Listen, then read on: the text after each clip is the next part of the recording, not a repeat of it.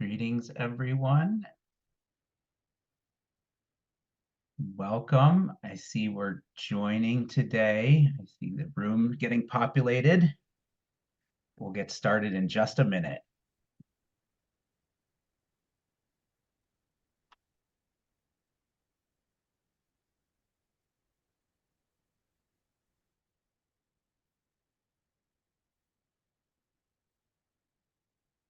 As we get going here today, please feel free to share in the chat who you are and where you are from. We have over 850 people registered to join us today, which is awesome. And people are registered from all over the world, including South Africa, multiple Canadian provinces, Colombia. So welcome, everyone. I'm just going to give another minute before we get going and with today's presentation.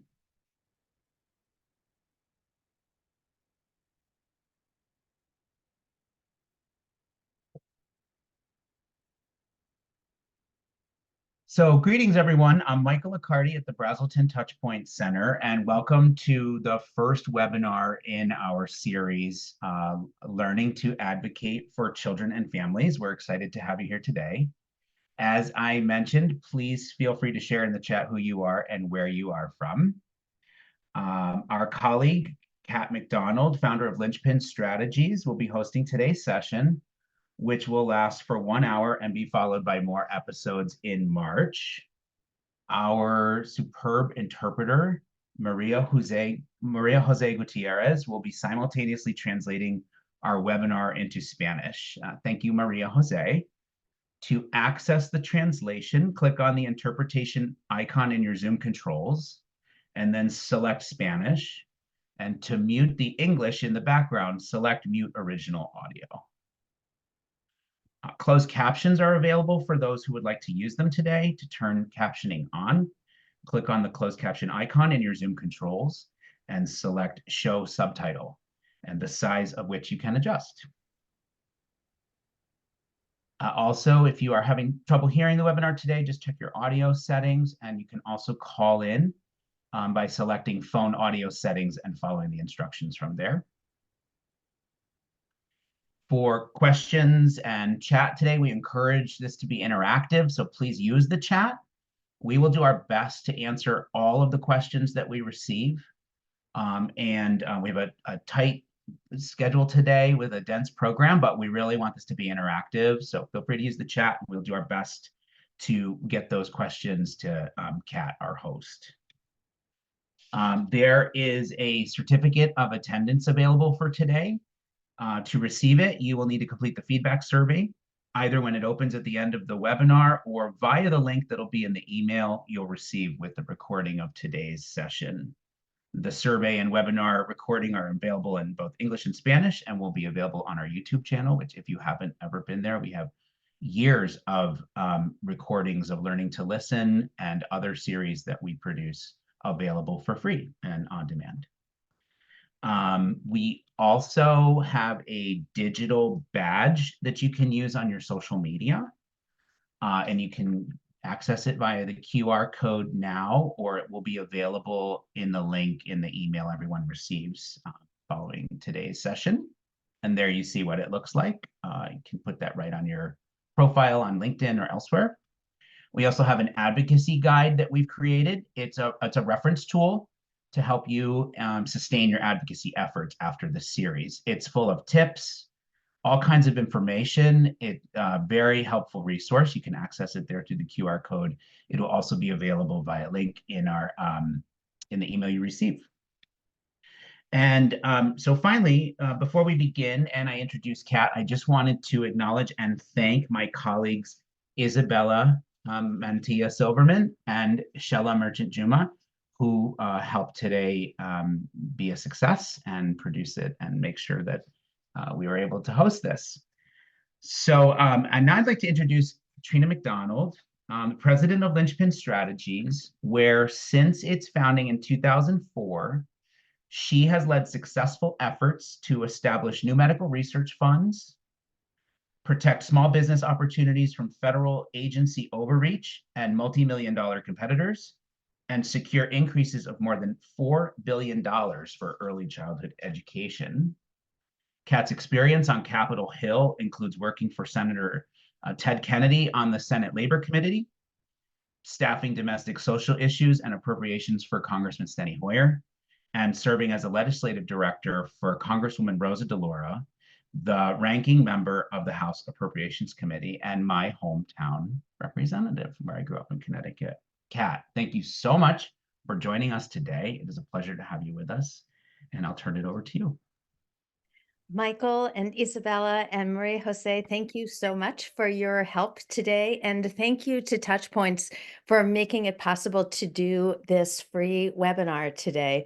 My passion is helping people speak their truth to power. And I'm so delighted to be joining with folks here in the US and all around the world to talk about getting started in advocacy. But I suspect that many of you are not just getting started. So I'd like to begin this with a quick poll. How many folks on the webinar have met with elected officials or their staff to talk about issues that are important to you and your community? We're going to pull up a poll here in just a moment. And let's see. I suspect that at least some of you have at least some experience doing this. We're having some technical issues with the call. I Okay. apologize for that. Maybe No, we can ask people to share in the chat. folks are Um, putting, yes, thank you, putting in the chat. And I see someone is getting started with Strolling Thunder in April. That's wonderful. Yes, lots of folks who have done at least some advocacy, but a few folks who haven't. You know, when I was working on Capitol Hill, I would do a lot of presentations with groups that came to Washington and asked this question about how many people had done advocacy before. And then when people told me this was their first time, I would ask them, why have you not done this before? And the top reasons that people gave for not meeting with elected officials or their staff are pretty common. I'm too busy. I don't know how to find the people that I need to talk to. I don't really think it will make a difference. And so why waste my time? Some folks say, I don't know what to say. I don't know how to talk to an elected official.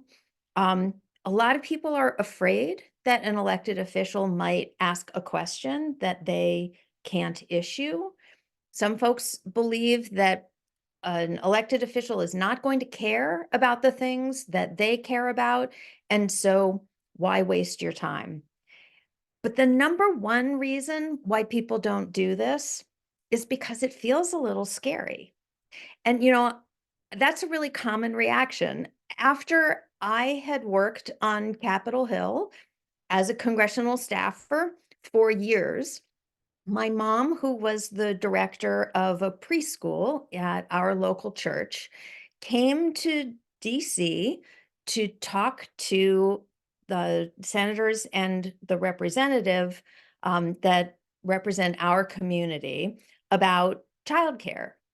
And my mom knew that the staff that she was going to be talking to were just like her daughter. And it still was really intimidating. So, you know what she did? She recruited me to come and join the group as the ringer. And the most important thing that I did was not talk in those meetings, but give people confidence. And my goal is to give you confidence as well. So, when folks actually have had a meeting with an elected official or a staff person, they're often really surprised. And I hope that for those of you who've done this before, this was your experience as well. Staff and elected officials, they're usually really friendly. People say, gee, they seemed to want to hear what I had to say. I was actually able to answer their questions, or at least go back home, find the answer, and follow up. When you go into these meetings, remember, you are likely to be far more expert in the issue that you are passionate about than the people that you are talking to. You might not know all the details of how government works or what committee or what chairman, but you probably know more about your issue in your community than the people who you're talking to. You really are the expert. This is a very common reaction. Boy, the staff and sometimes the elected officials, they were a lot younger than I expected. And then people often tell me, this was really empowering and I feel really motivated to keep advocating. And I never expected this, but I actually had fun. And I hope that when you do this, you have that experience as well. So our goals for today are to talk a little bit about how you find, research, and contact your elected officials, how you can frame an issue so that your elected officials respond. We're going to talk a little bit about elevating your voice through partners and finding messengers that match the audience. And then we're going to talk about connecting with elected officials through facts and stories. But the most important thing that we're going to talk about is building your confidence, because you can do this and you can make a difference. Um, so we have a lot to cover and we're going to move quickly, but I do want to say, if you are one of the people who doesn't think that advocacy makes a difference, please join us for our next webinar in 2 weeks. We're going to spend a lot of time talking about that. Or maybe you're on this webinar because you think that advocacy can make a difference, but there are other folks in your community, colleagues who don't believe that. Encourage them to join us in 2 weeks as well. I would also like to offer a brief note for folks who are joining us from outside the US. We are going to be talking about this in a US context, but I do think that most of what we talk about here today is really applicable in any representative democracy that you might be living in. So, the basics of advocacy. Advocacy starts with a problem that needs to be changed, and it is a way to drive or effect that change. It's important to remember advocacy does not mean that you have to know every single last thing about an issue. Advocacy takes passion and commitment and some knowledge of the process, but again, you don't need to be the process expert. Once you've identified a problem that you want to help solve, you can begin advocating for change by raising awareness of the issue to help find a solution. And again, remember, in most cases, you probably know more about the issue you care about than your audience does. So, advocacy is a process. First, you identify the issue that matters to you and your community. Next, set clear and attainable goals. For example, my goal for this year might be to have legislation introduced that will provide funding for a particular issue that I care about. But you can define your success broadly to include a goal for the number of constituent emails that are going to be sent to an elected official to educate him or her about a concern, or the number of people who are going to attend a meeting with an elected official to talk about why an issue is important to the community, or a certain number of letters to the editor that get published in a local newspaper. It's also important, as you're setting about advocacy, to know who are the decision makers on the topic that's important to you. And frequently, it's not just one person. And there are certainly cases where excuse me, a chairman of a committee or a particular congresswoman controls information or votes, but frequently there are multiple decision makers who can affect the outcome. So you want to know who they are and engage all of them, and you don't have to do it alone. And we're going to talk a little bit more about that in a couple of slides. But first, finding your elected representatives.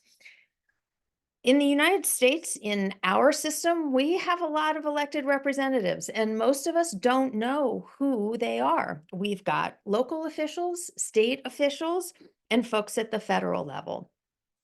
So these websites can help you find your federal, state, and local elected officials. And when you go to these websites, you'll find the people who represent you by putting in your address. Again, my apologies to folks from overseas that we don't have this information for all of you, for every country that you come from. But I imagine that there is a similar website for your own information. You can enter your home address to find the representatives who work for you. But you can also use a school address or a hospital address or the address of people in a region to find a group of elected officials. So for example, if there is an issue that affects a school or a hospital, there might be elected officials that don't represent that address exactly, but the hospital is serving their community, even if they don't represent the hospital directly. Or the school might be in the next elected official district over, but it draws families, students from my district, so I care about it, even though it's not right in my district. So once you have found your elected representatives, you want to try to learn a little bit about their priorities.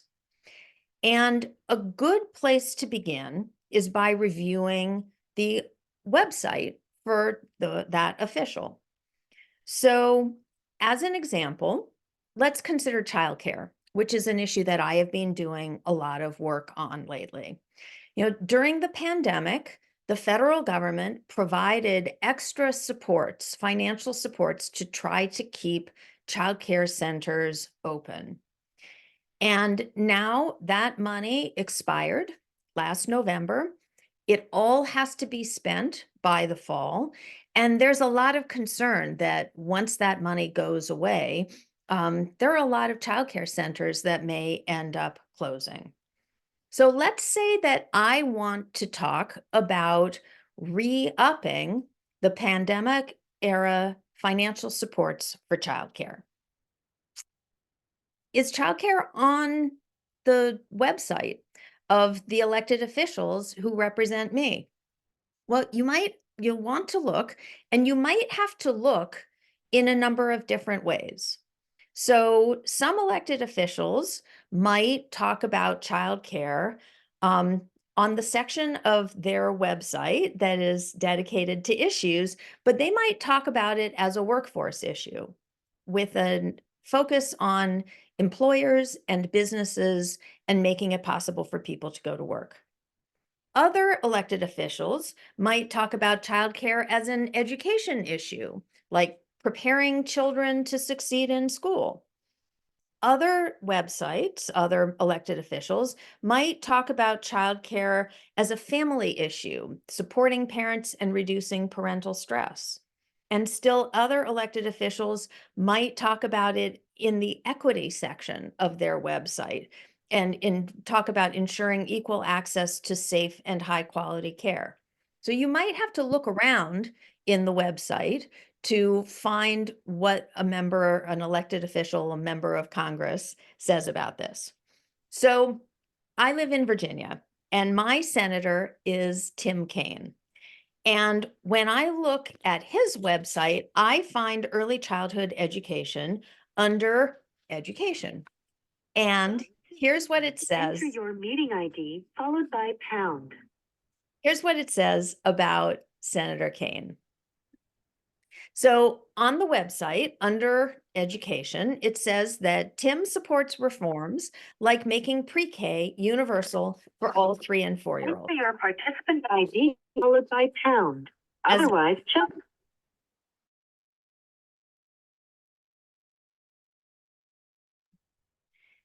As governor, he expanded the number of children enrolled in pre-K by nearly 40%. In the Senate, Tim has urged Congress to prioritize childcare reforms. He introduced a proposal with Senator Patty Murray of Washington that would expand childcare access to more than 1 million children, lower childcare costs for families, and raise wages for childcare providers. So Senator Kaine turns out to be one of the champions for early childhood education in the United States Senate. So here's a question for you. If you lived in Virginia, would you take the time to meet with Senator Kaine or his staff to talk about extending pandemic era supports for childcare? So I'd love to hear your answer, and please put it in the chat. Would you take the time to talk with Senator Kaine? And Alyssa, I agree with you. I love Senator Murray too. All right. I'm seeing a lot of folks saying yes, it would be fun to take the opportunity to talk to Senator Kaine. So Angie says it depends. Lots of yeses, but I see a depends. Another comment from Mary, maybe go in and ask for advice on strategy, but you might focus on those with influence over people. Maybe not, because he's already for the cause, says Stephanie. So I think it kind of depends on how much time you have. As has been pointed out in the chat, if you have limited time, maybe you choose to prioritize the people who really need to be persuaded. On the other hand, there's also value in talking to champions, as has been pointed out in the chat. It is important to say thank you to the people who are doing this work for you. You know, I will tell you, as a staff person who spent almost 6 years working on Capitol Hill, I got exactly 5 thank you notes in 6 years for the issues that I worked on. And almost 20 years later, I can tell you all the people who said thank you, because I still remember them. It's important to thank the champions and let them know that their work is recognized. It's also important to recognize that your champions are not just working on childcare. Senator Kaine cares a lot about childcare, but he has a lot of other priorities as well. And as he is allocating his own time and resources, we want to reinforce that this is an important priority and ask him to make sure that it stays at the top of his list. We might also want to share with him information and arguments that he could use with his colleagues, data about what's going on in Virginia that he can use to persuade other people. And as was also shared in the chat, maybe we want to either give him information from conversations with other senators, or we want to ask him for information, consult and coordinate with him on strategy. So if you've got time, absolutely, we want to make sure that we are talking with our champions. Okay, so let's make it just a little harder. Let's say that you're in Virginia like me, and your senator is Tim Kaine, but let's say that you are from a relatively rural area in Virginia with a conservative congresswoman who voted against the pandemic era supports for early childhood.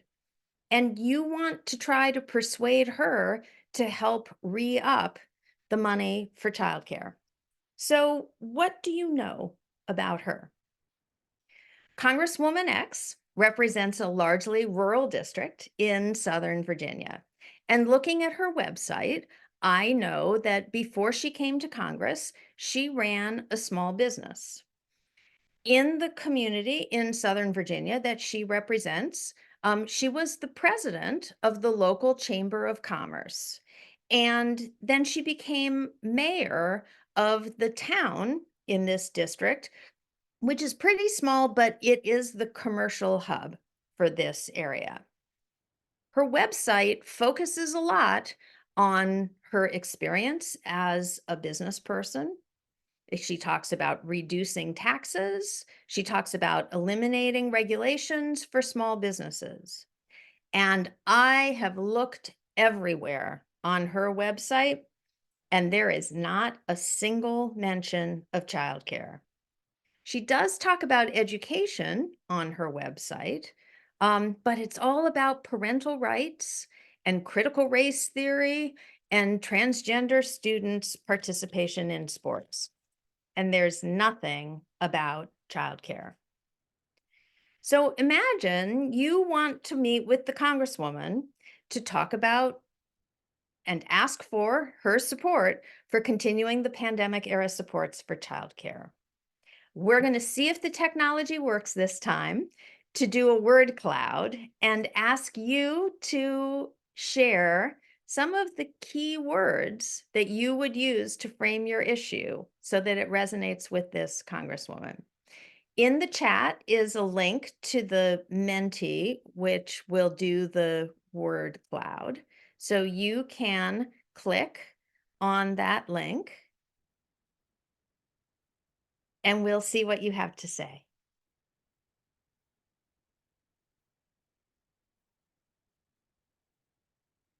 Economy, absolutely.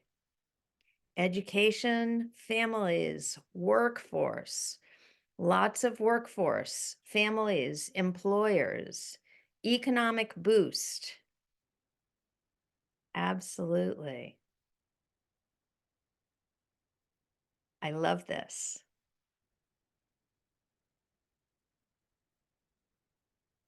Keep it coming.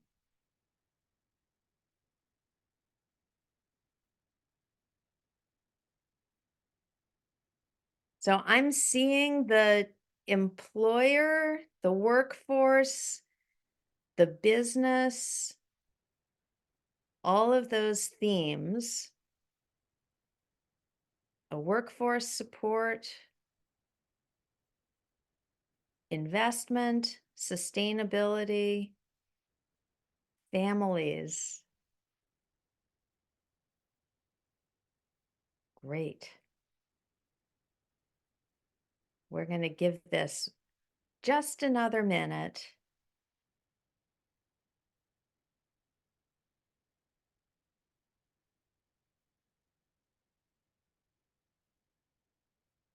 Super.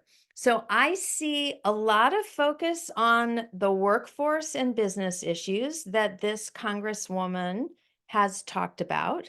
But I'm also seeing a lot of focus, and there's a comment in the chat as well about sometimes you have to educate about them about the importance of early childhood and a focus on family. And we know that sometimes in particular, conservative members of Congress, conservative elected officials also talk about family issues. Great. So we're going to go back to the slides in just a moment and talk about the power of partnerships. Because sometimes when we're thinking about advocating, we think that we need to do it alone, or we sort of think that we need to do it only within our own community, the preschool advocates, for example. But it's worth remembering that we don't have to do this by ourselves. So it is often helpful to match the messenger to the audience and to choose partners that add value and power to your story. So in the chat, we'd love to see who are the folks that you might try to bring with you to a meeting to talk to the Congresswoman. So I see teachers, families with lived experience, parents, absolutely, other nonprofits, large employers, business owners, local chamber. Great. The director of a developmental center, childcare providers, therapists, teachers. I love it. And there's a wide variety of partners. And that's great because we can have a variety of messages to this Congresswoman, a variety of people in the community having meetings. So it's not just one meeting, it's multiple meetings. But for this particular Congresswoman, at least in the beginning, I would suggest focusing on her business background and the importance of childcare in a rural area so that people can go to work. So, when I was taught how to do these kinds of meetings and to have these kinds of conversations, I was taught that you always start with statistics, numbers, charts. And that's not a bad thing because the goal of those facts and figures is to show that the issue you care about impacts many, many people. And because it impacts a lot of people, we think it should be important to our elected officials. And I agree with that. However, over time, as I've done this, I have come to think that while statistics are helpful, they shouldn't be the lead off for the argument. It all too often is the place where we start. In the rural community that you represent, Congresswoman, whoever, we only have enough childcare slots for 200 children, but we have more than 400 children in our community who are under the age of 5. They're not old enough to go to school. They need care so that their parents can go to work.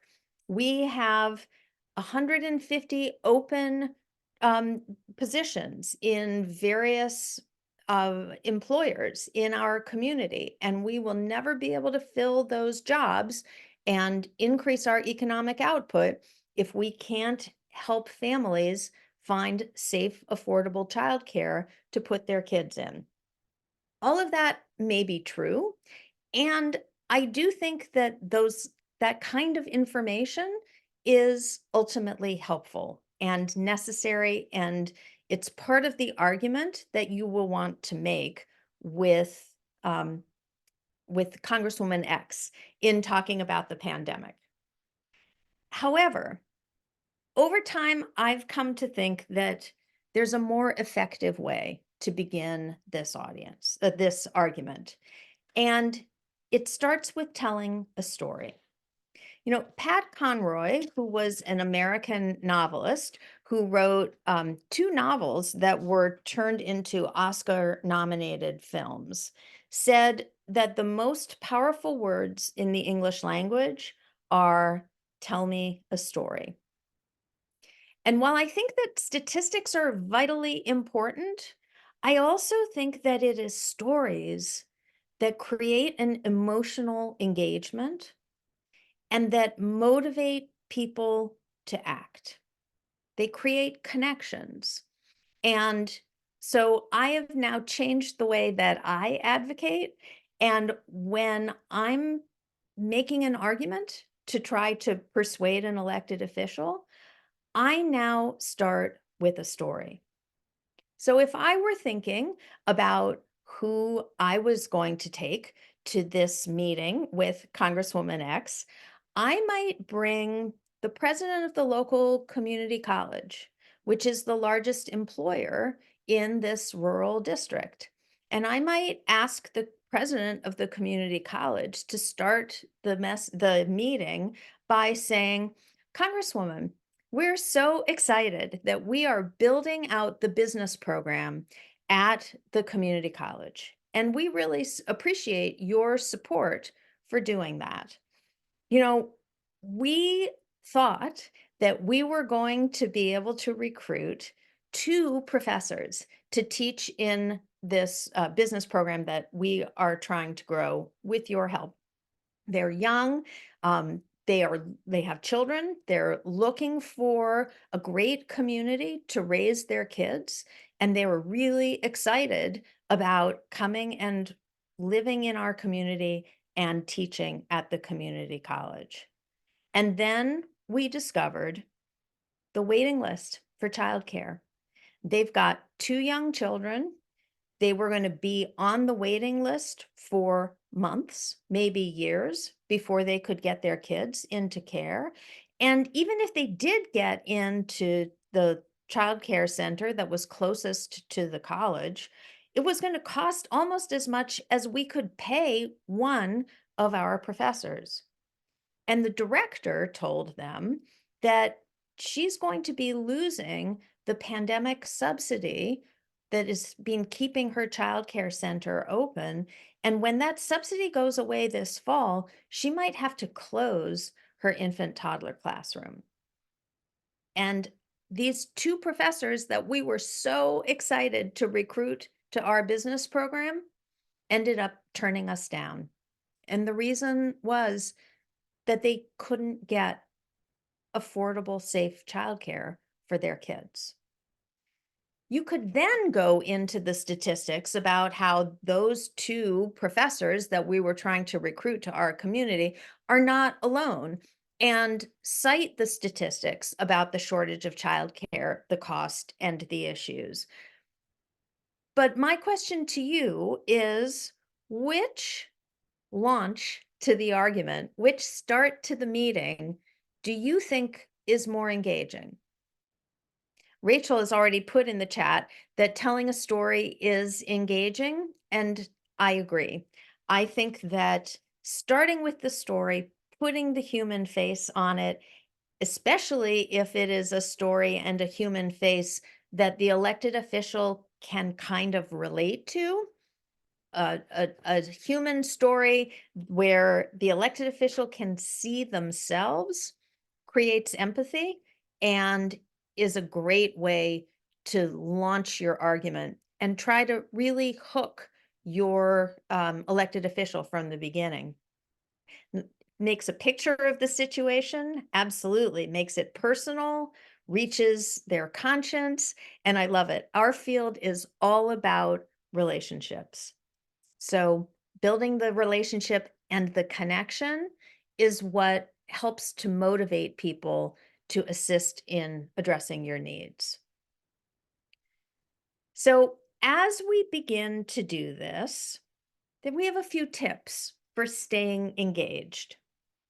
Celebrate your progress and the small wins over time. You will not hit a home run and pass the $16 billion child care subsidy legislation the first time out of the gate. But sitting down to meet with Congresswoman X might be a huge victory, because it might be the first time that Congresswoman X has agreed to talk to people in the community about this issue. So sometimes it takes baby steps, but baby steps add up. And so celebrate your progress and small wins over time. I can't emphasize how important it is to develop relationships with officials and staff to become a trusted source of information for them. You know, talking with the elected official is important, It is exciting. Sometimes it's easier than others. I can talk to my local county supervisor who lives up the street from me, but it's really hard to get in and talk to the United States Senator. But even with my county commissioner, sometimes it's a staff person that I'm talking to about something in my community that concerns me. And it is always worth remembering that the staff have a lot of influence and power, and the staff are going to be talking to the elected official about the issue you care about. So don't be disappointed if you end up having a conversation with the staff person instead of the official. Lay the groundwork with the staff, hook the staff, turn the staff into an advocate for a meeting with the elected official. Be consistent and don't give up. Relationships take time to build, and you want to find reasons to be reaching out, providing information, not in a way that nags, but in a way that gives them what they need and reminds them of the issue that you care about. Always choose issues that you're passionate about. And that part actually is maybe the easiest thing on this list because you dedicate time to the things that matter the most. But we all want progress to come faster than sometimes it does. So remind yourself to set realistic timelines.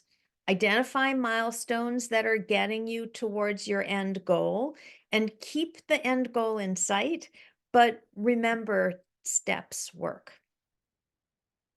And then do a little check-in to see what are you doing that is working and what seems to be less effective. I took a group of people from this part of the community in to talk to Congresswoman X. And, she was kind of disengaged. She wasn't really paying attention. Maybe she was having a bad day, but maybe she just was not responsive. I took a different group in and she really connected with them. For this particular Congresswoman, the Chamber of Commerce members were a really effective meeting, and the teachers from the local kindergarten talking about how much easier their job was when kids had high quality preschool, not so much. With this particular elected official, that argument didn't resonate. So be reflective, be self-evaluating, and take a look at what works and what doesn't. How will you stay engaged with your elected officials to keep your issue on the radar? There will be a link to a word cloud in the chat, and we'd like to see your recommendations, your suggestions for those of you who have done this before, and your ideas for folks who haven't done this but are planning to.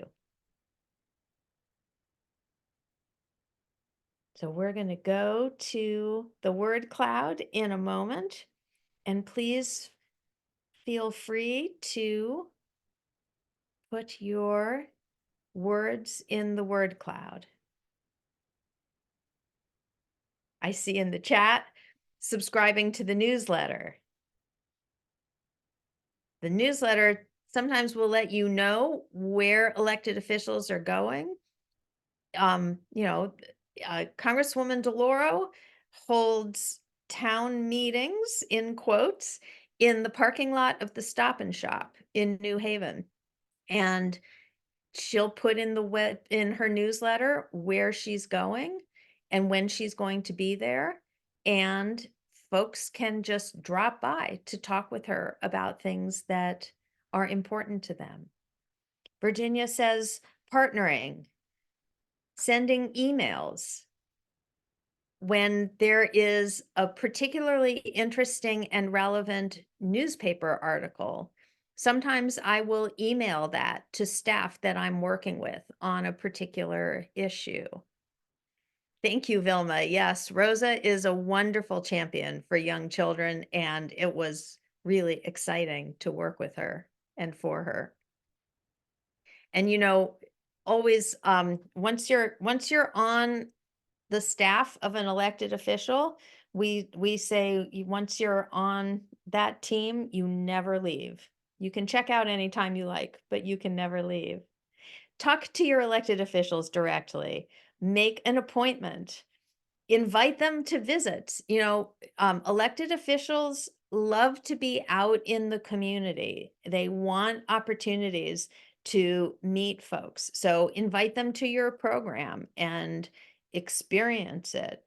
Um, Invite them to participate in community meetings. I love it. Absolutely. So many rich ideas for what to do and how to do it.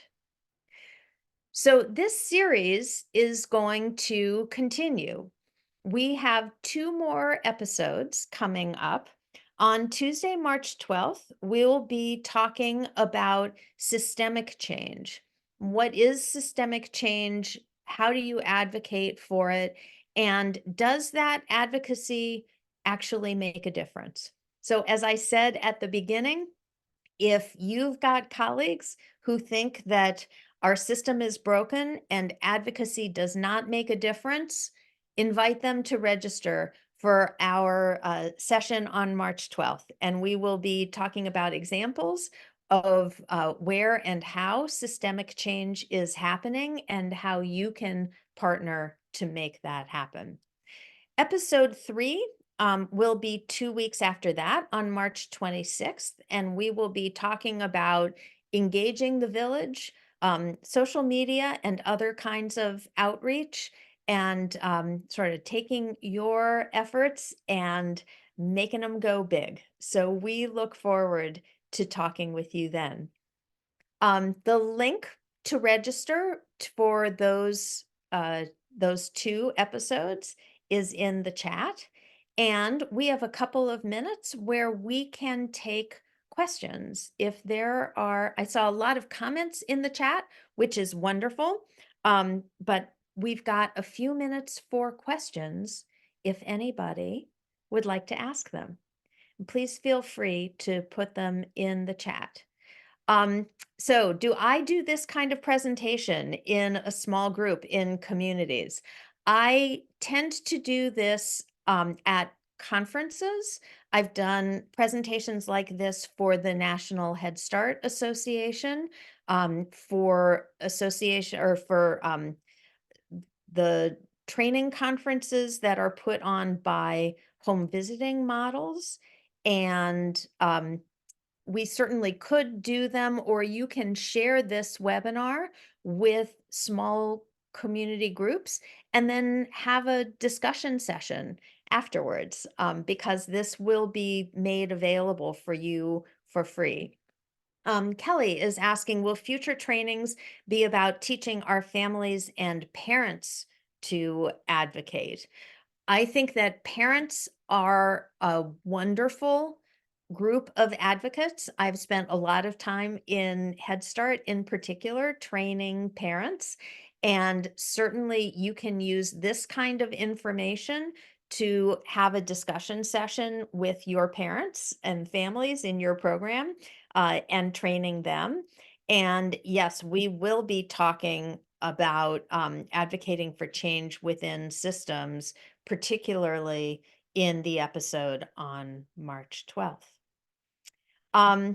There is a question in the chat about the certificate for this hour-long class. The QR code for the certificate that documents that you participated in this is at the start of this session, and the slides will be available so that if you did not capture the QR code to download the certificate, you can do that. There will also at the end be a survey, and when you complete the survey, it will give you the link to click for the certificate. All right. So my company is called Linchpin Strategies. I see there is a request for my contact information, and you can find me at www.linchpinstrategies.com, and I will put that information in the chat as well.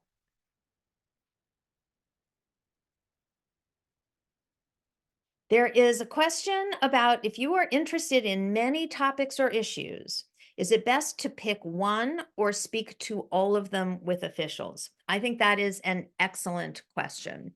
So, obviously, when we look at the challenges that children and families in our community are facing right now, they're so interrelated, aren't they?